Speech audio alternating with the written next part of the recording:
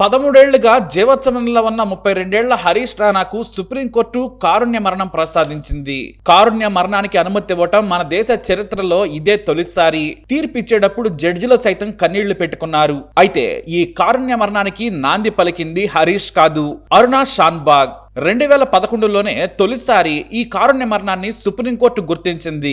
మరి ఇంతకీ ఎవరీమే, అసలు ఆ కథేంటో చూద్దాం. కొన్నిసార్లు నిమిషంలో జీవితాలు తలకిందులవుతాయి. ఓ నీచుడు చేసిన పనికి ఓ అద్భుతమైన జీవితాన్ని సాగిస్తున్న 25 ఏళ్ల యువతి లైఫ్ కలలో కూడా ఊహించిన విధంగా మారిపోయింది. ఆమె జీవితం మన భారత చట్టాలను మార్చడానికి పునాదిగా నిలబడింది. అంతేకాదు భారత సమాజం ఆమెకు జరిగిన అన్యాయం చూసి నేటికి తలదించుకుంటోంది. ఆ విషాద కథ చూద్దాం. అరుణ షాన్బాగ్ అనే నర్సు కర్ణాటకలోని హల్దీపూర్ లో 1948లో జన్మించింది. ఆమె తల్లిదండ్రులు చదువుకోకపోయినా సరే కష్టపడి ఆమెను చదివించారు. తల్లిదండ్రులకు తోడుగా ఉండి ఆర్థిక కష్టాల నుంచి బయటపడాలనుకున్నారు. ఆమె నర్సింగ్ కోర్సు పూర్తయిన తర్వాత ముంబైలోని కింగ్ ఎడ్వర్డ్ మెమోరియల్ హాస్పిటల్లో నర్సుగా చేరింది. దాదాపు 5 ఏళ్ల అనుభవం తర్వాత ఆసుపత్రిలో సీనియర్ నర్స్ గానే కాదు, సిన్సియర్ ఎంప్లాయ్ గా కూడా గుర్తింపు తెచ్చుకుంది. 25 ఏళ్ల వయసులో మంచి శాలరీ వస్తూ ఉండడంతో అరుణ తల్లిదండ్రుల కష్టాలన్నీ తీరిపోయాయి. జీవితంలో ఏదైనా సాధించాలనుకుంది నర్స్ అరుణ. 1972లో ఆమెకు ఇంగ్లీష్ పై అద్భుతమైన పట్టున్న కారణంగా అతి తొందరగా కెరీర్ లో పైకి ఎదిగింది. వీలుంటే విదేశాలకు కూడా వెళ్లాలనుకుంది. తనకు ఇష్టమైన సందీప్ సర్దేశాయ్ అనే ఎంబీబీఎస్ డాక్టర్ ఆమెకు స్నేహితుడయ్యాడు. ఆ స్నేహం ప్రేమగా మారింది. అవకాశం ఉంటే ఇద్దరు విదేశాల్లో సెటిల్ అవ్వాలనుకున్నారు. ఇద్దరు ఒకరిని ఒకరు ఇష్టపడ్డారు. తల్లిదండ్రులకు ప్రతి నెల ఆ రోజుల్లోనే 4000 రూపాయలు పంపించేవారు ఆమె.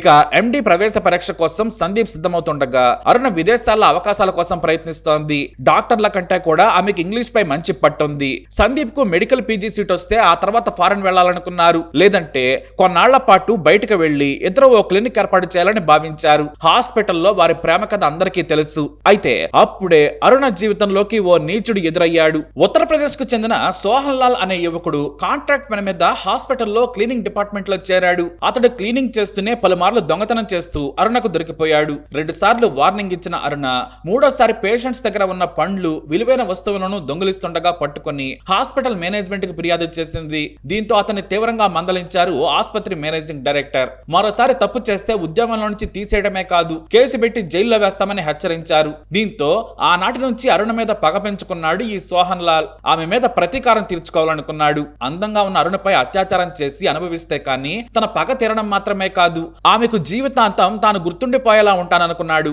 సమయం కోసం వారం రోజులు ఎదురు చూశాడు. నవంబర్ 27వ తేదీ 1973న రాత్రి షిఫ్ట్ ముగియడంతో బిల్డింగ్ కింద ఉన్న బేస్మెంట్ కు చేరుకుంది అరుణ. అక్కడ నర్సులు బట్టలు మార్చుకునేందుకు, తమ వస్తువులు దాచుకునేందుకు ప్రత్యేక గది ఉంటుంది. అక్కడికి అరుణ వస్తుందని వాడికి తెలుసు. కానీ నవంబర్ 27 రాత్రి 10 గంటలకు అరుణ ఆ రోజు ఒంటరిగా కిందకొచ్చింది. ఇంటికెళ్లేందుకు కిందికి వచ్చి బట్టలు మార్చుకుంటూ ఉండగా డోర్ కొట్టాడు. నర్సులు మాత్రమే వచ్చుంటారనుకుని ఆమె డోర్ తీసింది. కానీ ఎదురుగా సోహన్ లాల్ ఉన్నాడు. ఆమె మొహం మీద గుద్ది అప్పటికే తెచ్చుకున్న కుక్క గొలుసు ఆమె మెడకు బిగించాడు. ఆ తర్వాత ఆమెను అత్యాచారం చేసి వెళ్లిపోయాడు. మొదట పూణే వెళ్లి ఆ తర్వాత ఉత్తరప్రదేశ్ లోని తన స్వగ్రామానికి వెళ్లిపోయాడు సోహన్ లాల్. ఆ మరునాడు ఉదయం షిఫ్ట్ కోసం 7:30 తర్వాత వచ్చిన నర్సులు గదిలో స్పృహ లేకుండా పడి ఉన్న అరుణను చూసి షాక్ అయ్యారు. ఆమె ప్రాణాలతో ఉందని గ్రహించి వేగంగా ఐసీయూలో జాయిన్ చేశారు. ఇక్కడే ఆమెపై అత్యాచారం జరిగిన ఆనవాళ్లు లేకుండా పోయాయి. అరుణను శుభ్రపరిచి ట్రీట్మెంట్ చేశారు. అయితే మెడకు గొలుసు గట్టిగా బిగించడంతో మెదడుకు ఆక్సిజన్ సప్లై చేసే నరం తెగిపోయింది. దీంతో ఆమె కోమాలోకి వెళ్లిపోయింది. ఎంత చికిత్స చేసినా చివరకు పక్షవాతం కూడా సోకడంతో మంచానికే పరిమితం అయిపోయింది. ఆమెకు చికిత్స చేయించేంత స్తోమత అరుణ తల్లిదండ్రుల దగ్గర లేదు. ఇంతలో అరుణపై వార్డ్ లో పనిచేసే క్లీనింగ్ బాయ్ అత్యాచారం చేసి చంపేశాడనే వార్త ఆ రోజుల్లో ముంబైని కుదిపేసింది. ఆమెకు న్యాయం చేయాలని మొదట ముంబైలో నర్సులు ధర్నాకు దిగారు. నిందితుడిని అరెస్ట్ చేసి ఉరి తీయాలని డిమాండ్ చేస్తూ రోజంతా నర్సులు రోడ్ల మీద ఉండడంతో లక్షల మంది పేషెంట్లు తీవ్ర ఇబ్బందులు ఎదుర్కొన్నారు. దీంతో నాటి ప్రభుత్వం దిగొచ్చింది. ముఖ్యమంత్రి వసంతరావు నాయక్ నిందితుడిని అరెస్ట్ చేసి జైలుకు పంపుతామని నర్సులకు నచ్చజెప్పారు. అయితే స్వతంత్ర భారతదేశంలో నర్సులు చేసిన మొదటి స్ట్రైక్ ఇదే. ఎంత జరిగినా కూడా అరుణ సోదరుడు తన అక్క అరుణపై జరిగిన దాడిపై పోలీసులకు ఫిర్యాదు చేసేందుకు ఇష్టపడలేదు. చివరకు ప్రభుత్వ పెద్దల ఒత్తిడితో స్థానిక ఎస్ఐ తానే స్వయంగా నిందితుడిపై కేసు పెట్టి విచారణ జరపాల్సిన పరిస్థితి ఏర్పడింది.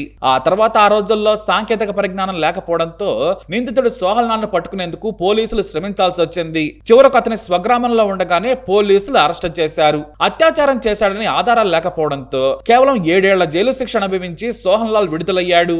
ఈ కేసులో కీలక సాక్షి అతన్ని ఆసుపత్రి ముందు నుంచి రైల్వే స్టేషన్ వరకు ఆటోలో తీసుకెళ్లిన వ్యక్తే అతనే జైలుకెళ్లేలా చేశాడు. పోలీసులు సోహన్ లాల్ ఇంట్లో నర్సు రక్తపు మరకలున్న చొక్కాతో పాటు కుక్క గొలుసును కూడా స్వాధీనం చేసుకున్నారు. నిందితుడికి కనీసం యావజ్జీవ శిక్ష విధించాలని కొంతమంది కోర్టుకెళ్లినా కూడా పోస్ట్ మార్టం రిపోర్ట్ లో ఆమె కన్నెపర చిరగలేదని, కాబట్టి అత్యాచారం జరగడానికి ఛాన్సే లేదని నిపుణులు చెప్పడంతో న్యాయస్థానం పిటిషన్ తోసిపుచ్చింది. ఇక అరుణ పరిస్థితి రోజు రోజుకి దిగజారింది. దీంతో ఆమె బాధ్యతను ఆసుపత్రి యాజమాన్యమే తీసుకోవాలని నర్సులు దీక్షలు చేశారు. కానీ మొదట ఆసుపత్రి యాజమాన్యం ఒప్పుకోలేదు. చివరకు తాము ఉచితంగా సేవ చేస్తామని నర్సులు చెప్పడంతో ఒప్పుకున్నారు. కానీ హాస్పిటల్ మేనేజ్మెంట్ మారిన తర్వాత అరుణను ప్రైవేట్ హోమ్ కు తరలించారు. దీంతో ఆమెకు సరైన వైద్యం సేవలు అందడం లేదని నర్సులంతా మళ్లీ దీక్ష చేసి హాస్పిటల్ కు తీసుకొచ్చారు. అందుకోసం నాటి హాస్పిటల్ డీన్ డాక్టర్ దేశ్ పాండే చొరవ తీసుకున్నారు. తన సొంత ఖర్చులతో అరుణకు సాయం చేశారామె.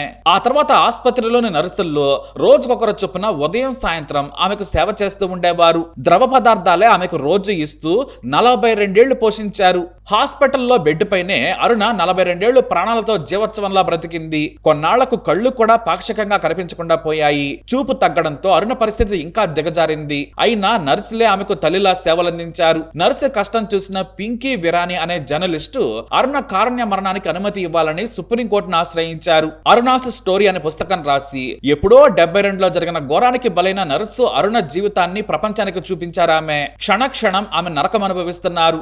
జీవితాంతం ఆమె నరకయాతన పడే కంటే చనిపోయే అవకాశం ఇవ్వాలని జర్నలిస్ట్ పింకీ న్యాయస్థానాన్ని కోరారు. బలవంతంగా ఆమెకు 2 పూటలా ద్రవాహారం ఇస్తున్నారు. లోపల ఆమెకు ఎలాంటి బాధ ఉన్నా చెప్పుకోలేదు. ఈ యాతన ఎందుకు? గౌరవంగా చనిపోయే హక్కును కల్పించాలని, అరుణకు విముక్తి కల్పించాలని పింకీ కోరారు. అయితే సుదీర్ఘ విచారణ అనంతరం అరుణ మెడికల్ కండిషన్ పై నివేదిక ఇవ్వాలని మహారాష్ట్ర ప్రభుత్వాన్ని ఆదేశించింది సుప్రీంకోర్టు. ఆ తర్వాత చట్టాలు అనుమతించవని కారుణ్య మరణాన్ని తిరస్కరించింది సుప్రీంకోర్టు. అరుణ జీవితంపై దేశంలో ఎన్నో చర్చలు జరిగాయి. ఎన్నాళ్లు ఒకరి దయా దాక్షిణ్యాలపై బ్రతికిన అరుణకు విముక్తి కలిగించాలని ఆమెకు 2 దశాబ్దాలు సేవలందించిన నర్సు బాధతో మీడియాకు చెప్పారు. ఎందుకంటే ప్రతి నెల ఆమెకు మెన్సెస్ వచ్చేది. ఆ బాధ తట్టుకోలేక బెడ్ చుట్టూ మెలితిరిగేది. మగ గొంతు వినిపిస్తే అరిచేది. స్నానం చేసేటప్పుడు ఏడ్చేది. నొప్పితో విలవిలలాడిపోయేది. ఎక్కడ నొప్పి వస్తుందో ఆమె చెప్పలేకపోయేది. ఆ బాధలు చూసి మేము సైతం ఏడ్చాం. ఈ జీవితం నుంచి ఆమెకు విముక్తి కలిగించాలని కోరుకునే వాళ్ళం. ప్రాణం పోవాలని ఏ నర్సు కోరుకోదు. కానీ మొదటిసారి అరుణకు తొందరగా ఈ జీవితం నుంచి విముక్తి కలిగితే బాగుండేదని కోరుకున్నామని చాలా మంది నర్సులు మీడియాకు చెప్పుకొచ్చారు.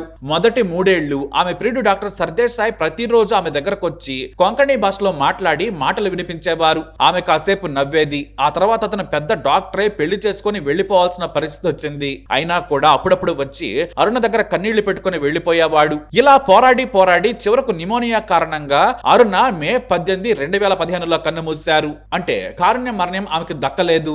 సాధారణంగానే ఆమె చనిపోయింది. అయితే అరుణ మీద దాడి చేసి జీవితాన్ని నాశనం చేసిన సోహన్ లాల్ చనిపోయాడని అంతా భావించారు. అరుణ జీవితం మీద పుస్తకం రాస్తున్న సమయంలో జర్నలిస్ట్ పింకీ ఏడాది పాటు అతని అడ్రస్ కనుక్కొనేందుకు ప్రయత్నించింది. అయినా కూడా దొరకలేదు. అతను ఎయిడ్స్ తో చనిపోయాడని, టీబీతో చనిపోయాడనే వార్తలు వచ్చాయి. కానీ మరాఠా పత్రిక సకల్ జర్నలిస్టు ధ్యానేష్ చవాన్ ఏడాది పాటు కష్టపడి తన అత్తగారింట్లో ఉండగా రాత్రి సమయంలో సోహన్ లాల్ బ్రతికే ఉన్నాడని తెలుసుకుని ఓ ఇంటర్వ్యూ తీసుకున్నారు. అయితే తాను కోపంలో దాడి చేశానని, అందరి ముందే నన్ను అవమానించిందని చెప్పుకొచ్చాడు. చాలా చీప్ గా మాట్లాడేది. నన్ను పోలీసులకు పట్టిస్తానంది. అందుకే నేను దాడి చేశాను. చంపాలని మాత్రం కాదు. అయితే నేను అరుణపై అత్యాచారం చేయలేదు. ఒకవేళ అత్యాచారం జరిగి ఉంటే అది ఇంకెవరో చేసుండాలి. నేనైతే చేసింది తప్పే. ఆమె జీవితాంతం ఇలా నరకం అనుభవిస్తుందని అనుకోలేదని విచారం వ్యక్తం చేశాడు నిందితుడు సోహన్ లాల్. కానీ అనుభవించింది అరుణ. వీడి వల్ల జీవితాన్ని కోల్పోయింది. ఎంతో మంచి భవిష్యత్తును ఊహించుకుంది. కష్టపడి ఒక్కో మెట్టు ఎక్కుతూ మంచి పెళ్లి చేసుకుని భర్తతో సెటిల్ అవ్వాలనుకుంది. అవన్నీ కూడా ఆవిరైపోయాయి. సోహన్ లాల్ మాత్రం జైలు నుంచి వచ్చాక పెళ్లి చేసుకుని తన కుటుంబాన్ని పోషించుకుంటూ వచ్చాడు. అరుణ జీవితం కారణంగా భారత పార్లమెంటు కారుణ్య చట్టాలకు సవరణ చేసింది. ప్రతి ఒక్కరికి గౌరవంగా చనిపోయే హక్కు కల్పించింది. కానీ దానికి కొన్ని షరతులను విధిస్తూ చట్టాలను చేసింది పార్లమెంట్. అది కూడా అంత ఈజీగా అవ్వలేదు. నేటికి కార్యరూపం దాల్చింది. హరీష్ తల్లిదండ్రులు 2024 జూలైలో కుమారుడి కారుణ్య మరణానికి అనుమతించాలని కోరుతూ ఢిల్లీ హైకోర్టును ఆశ్రయించారు. దీంతో విచారణ చేపట్టింది న్యాయస్థానం. కానీ ఈ పిటిషన్ను తిరస్కరించారు. ఆ తర్వాత సుప్రీంకోర్టుకు వెళ్ళినా కూడా అక్కడ నిరాశ ఎదురైంది. హరీష్ కోలుకునే అవకాశం ఏమాత్రం లేదని వైద్యులు మరోసారి స్పష్టమైన నివేదికలు ఇవ్వడంతో వాటి ఆధారంగా మరోసారి తల్లిదండ్రులు సుప్రీం న్యాయస్థానాన్ని ఆశ్రయించారు. హరీష్ మెడికల్ రికార్డులను పరిశీలించిన న్యాయస్థానం తాజాగా హరీష్ రాణాకు కారుణ్య మరణాన్ని ప్యాసివ్ యుతనేషియాకు అనుమతించింది. అయితే ఈ తీర్పునిస్తూ జడ్జిలు సైతం కంటనీరు పెట్టుకున్నారు. మరి ఈ కారుణ్య మరణంపై మీ అభిప్రాయం ఏంటి? కామెంట్ ద్వారా తెలియజేయండి. ఈ వీడియో అప్డేట్స్ కోసం మా ఛానల్ ఫాలో అవ్వండి. తప్పకుండా సబ్స్క్రైబ్ చేసుకోండి.